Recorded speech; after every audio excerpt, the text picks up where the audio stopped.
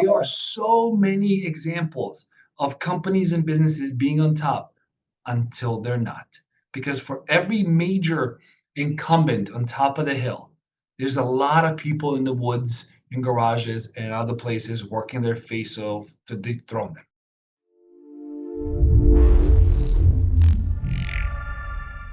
Hello and welcome. This is Ashish Fernando with the Edu Unlocked podcast. And this is where you get to meet some of the most inspirational leaders from education. Not just focused on education itself, but focused on transforming technology, transforming the world around us, making it a better place for students, for staff, for institutional leaders like themselves. And today, meeting with us is one such inspirational leader, our guest for today's episode, Dr. Miloš Topić, who's the CIO at Grand Valley State University. And he's been leading the efforts there in transforming how Grand Valley deals with students, with staff, how they make things better, faster in terms of using technology right where it's important and right where it's adding some meaningful, most needed meaningful change, for lack of a better term. So Dr. Miloš Topić, welcome to our episode today. About right. I think your introduction is very kind to me. It makes me sound a lot better than I really am. I appreciate it. Absolutely. I mean, I've gone through milostopic.com and I've seen what you've done. Your bio is extremely impressive. 25 years in innovation and a lot of that time spent in higher ed. That's amazing. So, your bio speaks for itself. You're one of those few people, I feel, who don't just talk next gen tech, gen AI, but you actually practice some of it and you understand it to a level of depth that many in our industry don't. I mean, most people think that AI equals chatbot because that's what the initial AI companies made really popular. That's what OpenAI made really popular with ChatGPT. But you go beyond that in terms of thinking about how AI works. So I'd love to chat with you on that today. Chatbot itself is just the interface that people experience the tools and technologies through at this moment in time. But as you know, there's a lot more to it, and it's a lot more complicated landscape than most are leading us to believe. Absolutely. Do you think we're even scratching the surface yet with that? I think we are. I think what's lacking in a lot of respects is we're scratching in across a kind of vast landscape.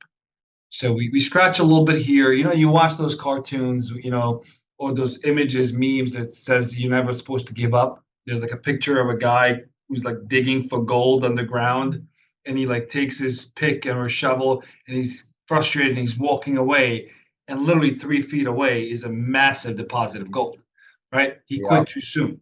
So we're scratching all over the place without some clarity in capabilities. And I think if you look at OpenAI, who's the kind of the parent company of ChatGPT, which just happens to be the most popular. People are mostly aware. They're the ones who kind of broke AI to the masses. Some of us have been involved in this space for a long time, but over the last 2 years, as they kind of opened the eyes to people, if you just look at this week, I think, or last week, they've raised close to $10 billion. 6.6 billion in valuation and another 4 billion from open line of credit from major financial institutions. Now think about $10 billion committed to that research. Where will that go in a year or 3 or 5? So on one side, it's amazing what the possibilities and potential may be. On the other side, it could be scary, right? If it's not managed the right way. And then kind of the third component of it really becomes exclusive, meaning you can't enter that market and compete because you don't have $10 billion to put in. So you're really, at the end of the day, the market is going to settle the way it settles in many industries, and you're going to have 2 or 3 major players who happens to run the market. Oh, yeah. I mean, I completely agree with you. I think what OpenAI is going for is to be a monopolist or maybe a duopolistic market. There's a couple of players who are really taking charge of everything conversational AI, and it's very interesting where these companies are leading us, in the path to growth with AI. What really for me gets a little interesting is there's so many leaders at these organizations who are actually abandoning ship, right? Like we're looking at OpenAI, there's a lot of the founding team that's actually left, and it begs the question of why, when there's a company that's on the cutting edge, the world is looking at what OpenAI is doing, and there's so much funding, so much investment going in, and right now it's at the helm of what AI is and what it can do. What's causing the founding team to actually leave? Is there a systemic problem that we don't know of and they know of, and do we really need to double click on that and see what's under the hood? There's speculations. The speculations are never really thankful long term, because some of these videos might not age as well in a few years. Generally, in my experience, having been on a few boards, I've never been on a board of that size or that magnitude. But generally, it happens because of disagreement in direction and vision. Most often, if you have a lot of these people on these boards are reputable names in these industries, many of them are independently wealthy themselves. So they're not in it for the board salary or the compensation. They're in it to hopefully do something great and be part of future for us all. And if you have opposing directions that are really pulling on towards different sides of the landscape, that could often be the cause for the separation. And second, what often comes in is command and control. The bigger you get, the more you want to, but people in charge, people in power, the more they want to unify their direction and their position. And sometimes people that got you to this level, that's as far as they can get you. Maybe they're not able or willing or good enough to take you to the next level, which is why sometimes you need to make other changes based on strategic partnerships and investments. If Apple itself, with new version of iOS 18.1, comes with this Apple Intelligence, that is based and anchored. They're not building their own thing. It's based and anchored on OpenAI technology. So if that is a major push for Apple to come in, I would be willing that Apple has certain requirements when it comes to board seats, along with some others. So we'll see. At the end of the day, it will all shake out. But the only real major, and then Microsoft invested a lot of money from the beginning. So did Musk in that OpenAI Foundation with the $1 billion they started several years ago, probably a decade ago at this point. But there's really OpenAI, Microsoft, Apple as partner with OpenAI, and a couple other companies that are at that scale. Everybody else is several levels lower. Okay, I think that's gonna age really well and really well put, honestly. But I wanna segue now, and it's a good point to do that, into what I think the theme of your work has been, and you've really put it well in your podcast, which is titled The Long Game. So I want to talk about the long game, because we have a lot of listeners who are actually in it for the long game, CIOs, CTOs, and people who are aspiring to join the ranks of a CIO. What are your thoughts? What's your opinion? What's the long game actually about? And how do you see that playing out for us listeners? This goes well beyond AIT. It's one of my philosophies of life. And I've learned that from the environment that I was in. I paid attention. I worked for some amazing leaders in my career, and with them. And I've also reported to people who occupied positions of leadership who were not leaders. They had the title, but they weren't leading in any way, shape, or form. And I quickly realized what's good and bad and ugly, and what I want to do, what I don't want to do. And one of the things is way too many of us, individually, societies, Wall Street, everything is short-term revenue, return on investment, right? What can I get today? What can I get between today and Friday? What can I get in the next quarterly earnings call? You have how many CEOs and their executive teams live and die by the quarterly earnings calls?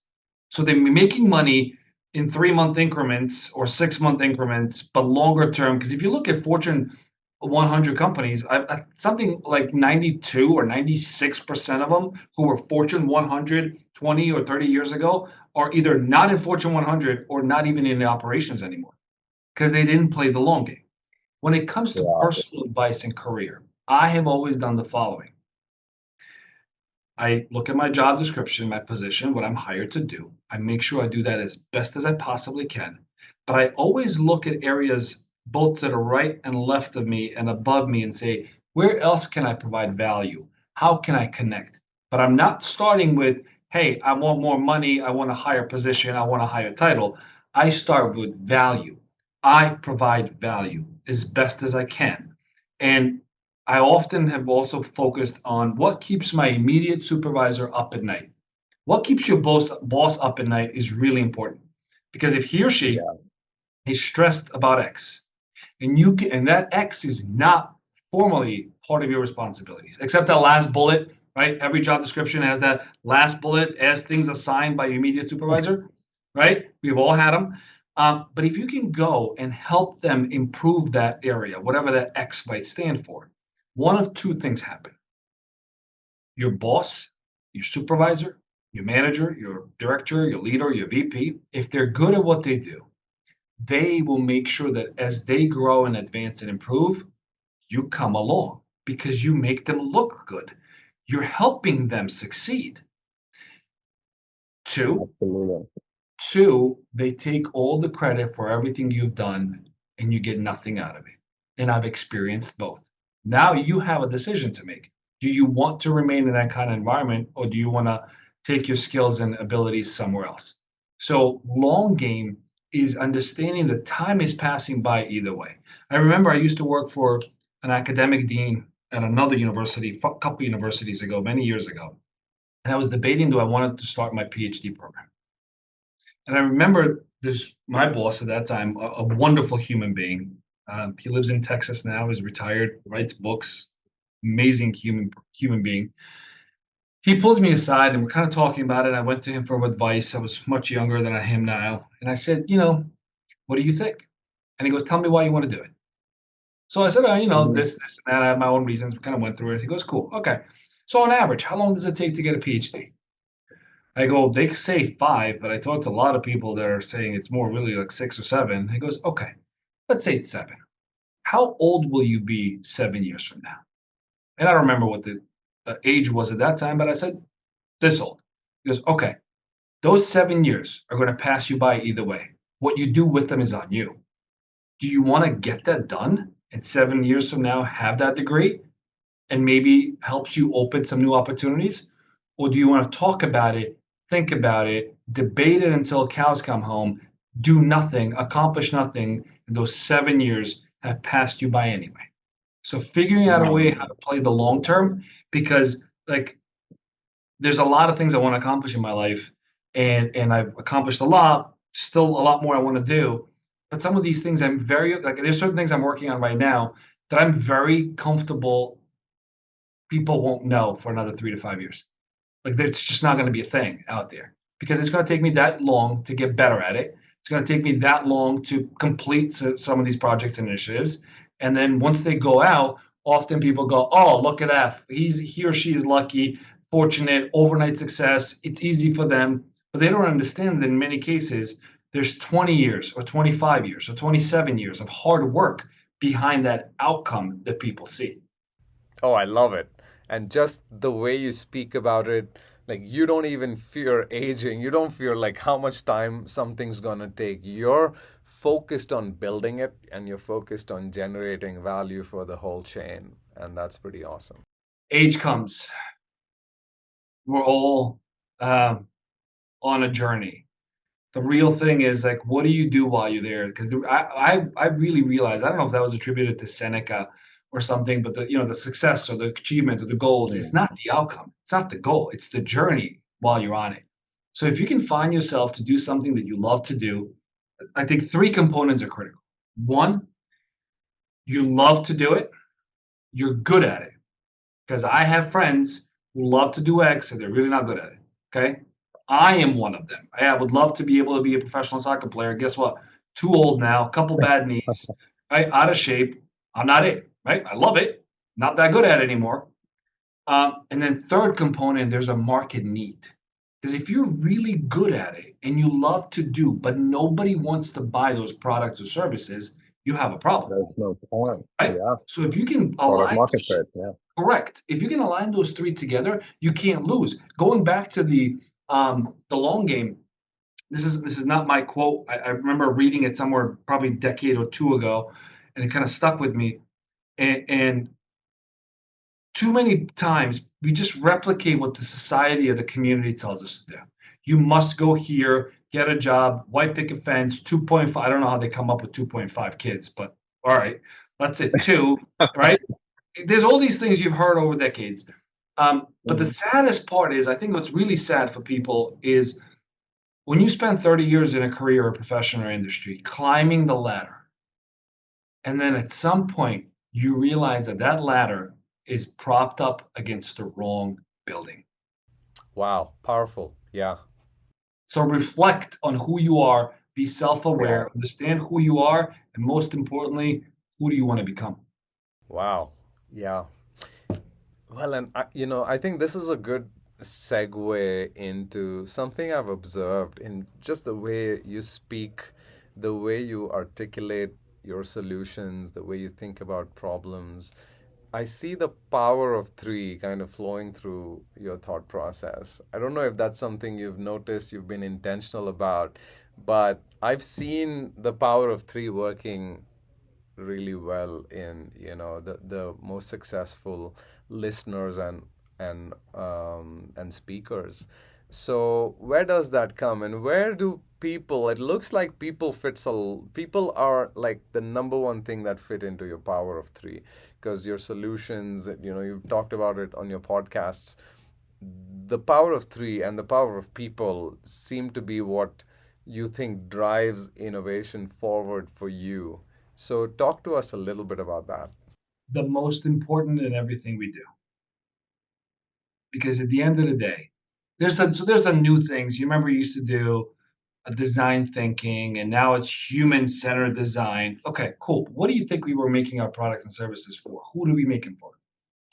For homes or cars or fields or animals? No, it's always been product or service being sold to people. The difference now is people have different tastes, different expectations, and more options. I think people are the difference between AI, because a lot of these new tools and technologies that come in, there's a lot of fear mongering by different organizations, media, and others that don't help us. You have certain people in certain government agencies that are really not that good at what they do. And I'm not trying to be political. I'm kind of down the middle, independent. Talking about technical people. So a lot of technical resources in governments across the world. It's not really known as the epicenter of the best talent, right? A lot of the best talent goes into some other industries. So you have a lot of fear mongering of a lot of things that people don't understand. At some point, at some point, before Model T in the US, or we go back to Mercedes in Europe, right? But before Model T rolled off the assembly line, someone bought 1,000 horses. Trust me. Yeah. Someone somewhere bought 1,000 horses. Okay? They made the wrong bet. They probably paid for it. But do we no longer have use for horses? No. They're used differently. Do we no longer have needs for farms? I think we have needs for farms and fresh and properly grown and sourced food more than ever. At some point, I don't know if you remember, at some point, calculators came in. And it was like, oh my God, it's going to ruin education. It's going to ruin math, and everybody's going to cheat. Okay. Does anybody even ask anybody to use a calculator today? No. It's just there, right? And you can go down the list of different things that are just there. We used to have pagers, beepers, and like old phones and whatever before these things came out. right? Now we have them. It's an evolution. People are very resilient. People will adjust. Some professions will go away. They're no longer exist, but new ones will be created. And I think it's important to be current with some of these things. You don't need to be on a bleeding edge, but you need to be current to train yourself and adjust yourself. Unless you really are like, I'm old, I got 2 years, I'm retiring, I'm done, then cool. Ride out what you've been doing for 45 years for another two and retire and do your own thing. But if you have another decade or two or longer of work ahead of you, and sadly, so many of us do, you got to find a way to find your place and retool yourself and go back and ground yourself to who you are, what you love to do, what you're good at if there's a market need. Focus your energy there and then use these AI tools as tools to help you be better and more effective, more efficient, as opposed to direct competition. That genie is out the bottle. It's not going back in. Those tools and technologies are out, and they're only going to get better and more invasive and more pervasive with every passing year. We got to find a way how do we use them for our own benefit.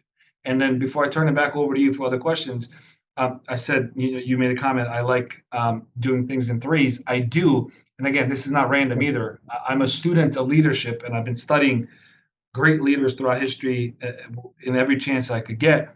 And one of the things that was done actually in a psychology field in research is that most people can process up to three things at once. Once you go to four, Yeah. 5, 6, you lose them. So I try to advance three things at a time. Once we get those done, cool, let's pick up the next three, and all of a sudden you look back and you're like miles away from when you started, and most people didn't even feel it. Wow, I love it. Honestly, this is something I personally also follow along a lot. And, I talk to so many leaders, and I talk to people, I do podcasts, and I see that a lot of people fear not just the power of three, but in general, a lot of leaders, a lot of people fear execution and failure. And that's something that actually stops a lot of progress. And, that's something you don't really seem to be that worried about. And that's an amazing thing, honestly, because a lot of times AI, futuristic technology, involves a lot of risk. It does involve a lot of money too, and it's a really thin balance between how you're spending your money and what solutions and what problems you can solve with those solutions. So yeah, appreciate that thought for sure. Yeah, I would say yes. So again, going back to the power of three, I believe that no matter what you do, any industry, any profession, even in personal careers and lives, there are three things that are always relevant and always matter. One is leadership. So, because like I said, I've worked for same team, same building, same company, same budget. Everything is the same. Different leader, team performs differently. Gets better or gets worse, right? So I've seen that. So that's number one, leadership. Number two is what we talked about is people and culture. It really matters when everybody understands what the expectations are and the roles are. And you can influence it from the top, but culture is really organic. Culture grows from the ground up and across. So you got to understand what are the norms, what's okay in our environment, our culture, our company, our business, our university, and what is not, right? So you get common values and principles. And then three is innovation. It's just relevance. It really is relevance. People hear innovation, they immediately think, oh my God, fire and a wheel. No. Or alternating current. Like, no, none of us are Nikola Tesla. We're not going to invent alternating current. Okay. So it doesn't need to be a massive leap. It can literally be progressive advancement. If you look at, I've studied again, and I've done a lot of work on research and some of the major contributions to human kind over centuries, and some were very intentional, right? Being able to send messages over long distances through electrical current was work that a number of people have spent time on. It became a telegraph at the end, right? Number of people have built on, got somewhere, failed, got old, got sick, did something else. Then the next person came in, the next one. Eventually, the last guy took all the credit, but he stood on the shoulders of giants, right? There was a need and people were working towards it. Two, some were completely accidental.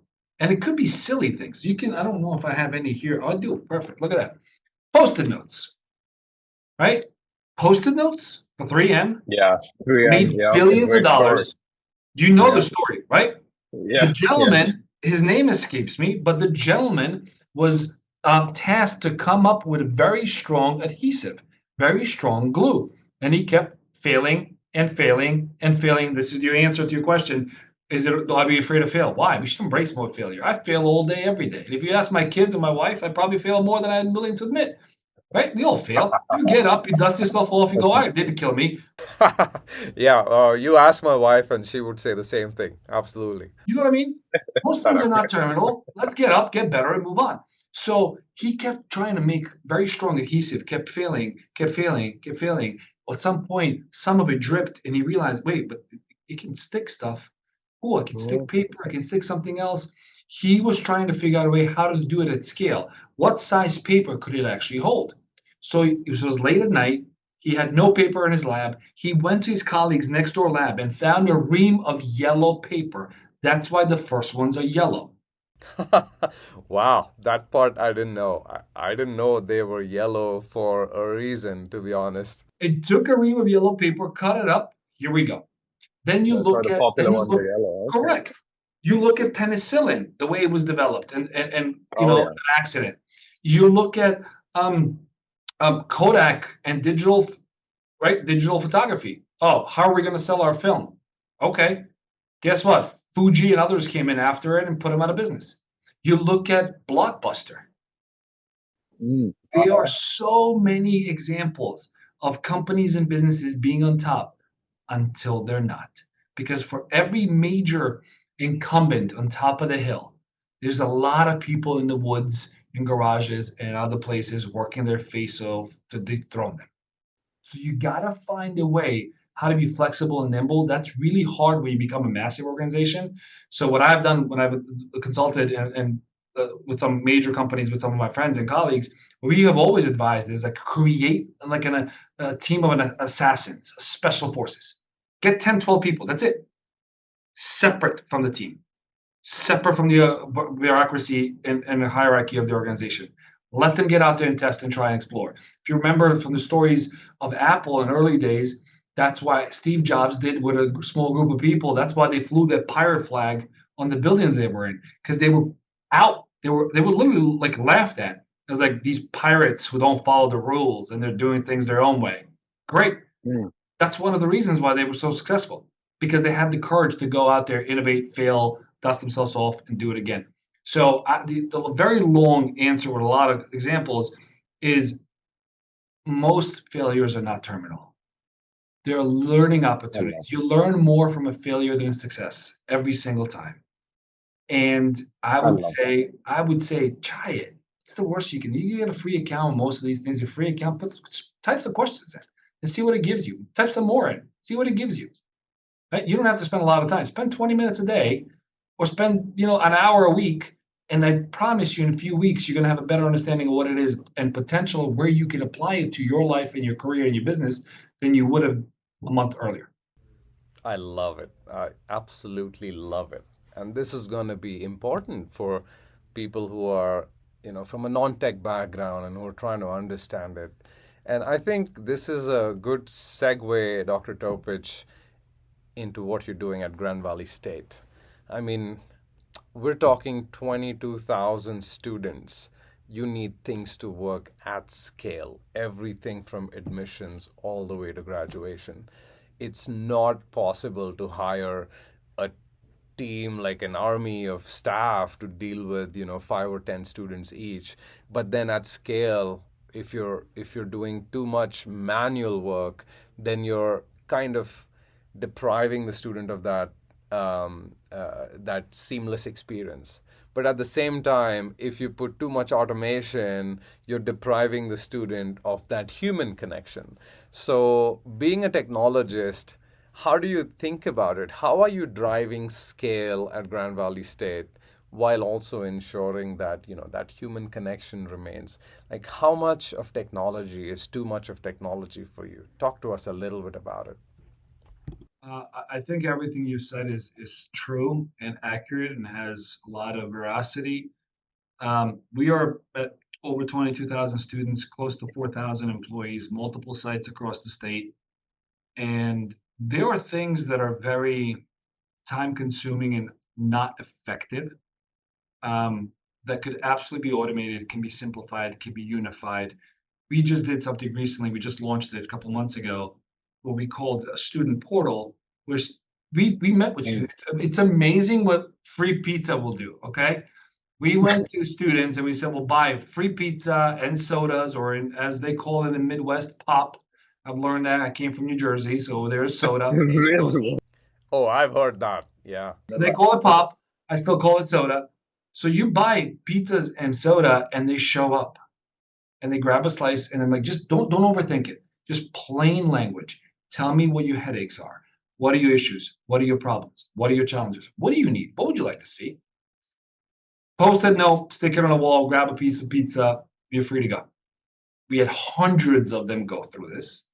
We sat down, we analyzed all of it, we grouped it, and the most common thread that came from our student feedback is what they all refer to as a student portal, meaning I want to go to one place that works on my mobile device and laptop and desktop and all kinds of devices, where I can go to see my courses, email, calendar, pay my bills, get a hold of my advisor, figure out a way of what other extracurricular clubs and activities are available on campus that I might be interested in, whether it's language and culture, passion, sports, arts, music, you name it.